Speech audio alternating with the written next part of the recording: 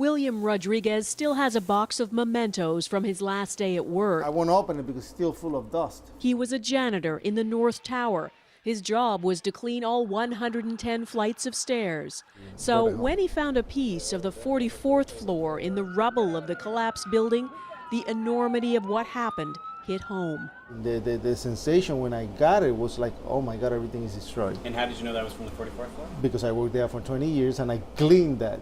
On the morning of that day, he was in the basement getting ready to start his day when he heard a bang and a man ran in, his burned skin hanging off his body. I didn't feel terror at the beginning. I felt desperation, total desperation, because we were in a situation that we needed to act fast. Not knowing what had happened, Rodriguez got everyone he could out of the burning building. And then he went back. Where I found a police officer for the Port Authority who asked me if I had the key. There were 5 master keys in the towers and I have one of them.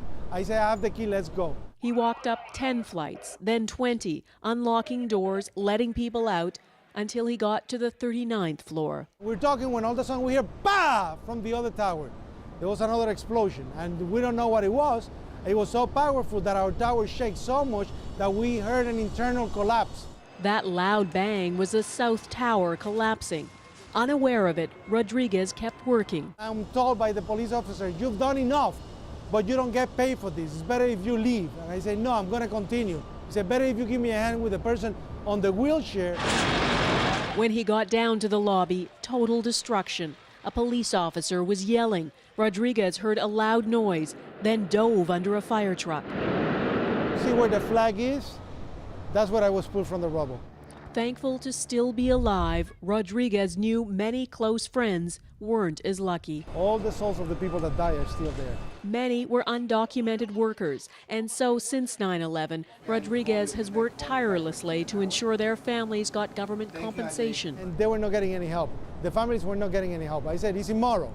It's unacceptable. And he compiled a list of names, and eventually the families of the illegal immigrants who were killed were granted amnesty, a small victory in a terrible tragedy. So for me, it's a day of pain, a day of sorrow, a day of reconciling myself, of being alive, of being here and having that second opportunity. So 9/11, every year, I was born again on that day. Born again, and a decade later, finally feeling he can start to move on.